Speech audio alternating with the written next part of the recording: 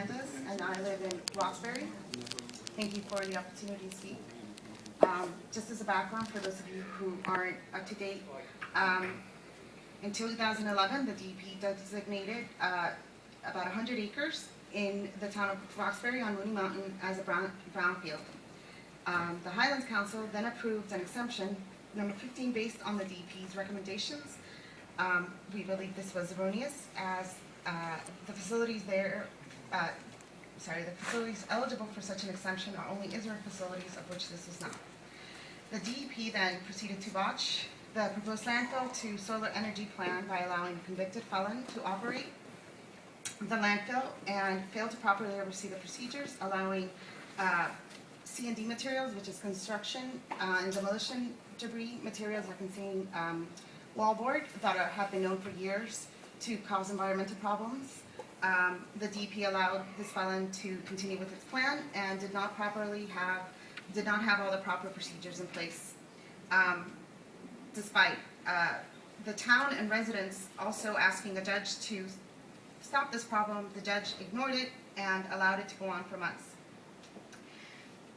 Finally, because we have hydrogen sulfide in our environment, the Roxbury Township residents appealed to the state legislature and were able to attend what we thought was relief when the legislature passed the Special Landfill Closure Act last summer. The Landfill Closure Act allowed the DEP to take over the landfill from Richard Bernardi, who was the convicted felon who was operating the landfill. But what happened was the DEP Commissioner, Bob Martin, released an emergency order that sought only to end the smell associated with hydrogen sulfide and not the actual toxic environment that was created in the landfill. This issue to us is not about the smell, it's about toxins in the air, not all of which have associated odors, such as hydrogen sulfide, which is much more dangerous than sulfur dioxide, which is much more dangerous than hydrogen sulfide. It is also a concern for the many residents who reside downhill from the mountain and rely on wells fed by streams that run beneath the illegal waste in the landfill. It's also a concern on a much wider scale, since these streams are connected to Drake's Brook, which itself feeds into the southern branch of the Raritan River watershed, which we know is a water source for over 1.3 million New Jersey residents.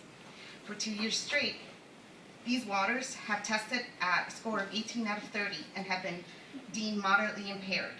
For waters that feed into a water source for residents, these scores should be at 28 out of 30. Now, while many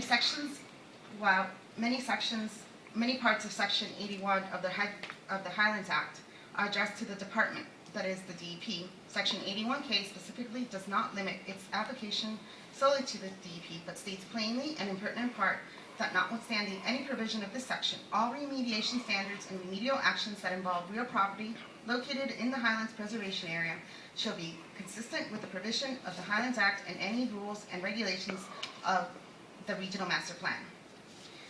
In one of your own resolutions today, it was stated Sections 38 through 82 of the Highlands Act amends numerous statutes of state agencies, including the DEP, that was my addendum, to specifically require coordinated action to implement the Regional Master Plan and requires consultation between the Highlands Council and state agencies to ensure that the Regional Master Plan is considered prior to state agency action. And, he stated, whereas Sections 16 and 17 of the Highlands Act respectively authorize the Highlands Council to review capital or other proposed project to be undertaken by any state entity or local government unit and to review a final local government unit approval, reduction, or approval with conditions.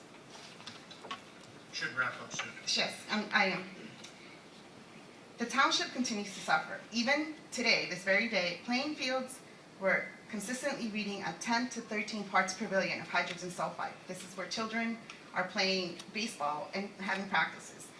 This number is 8 to 9 times the acceptable EPA 1.4 parts per billion that is the reference concentration for chronic exposure to hydrogen sulfide for adults. We ask that you assert your legally granted powers and hold the DEP accountable under the Highlands Act. We also ask that the Council petition the state legislature to make an amendment to the Landfill Closure Act to clarify and effectuate oversight over the DEP. The DEP can and will continue to act aggressively and with impunity through out of state at other landfills if this is the precedent the council is setting today. Thank you for your time.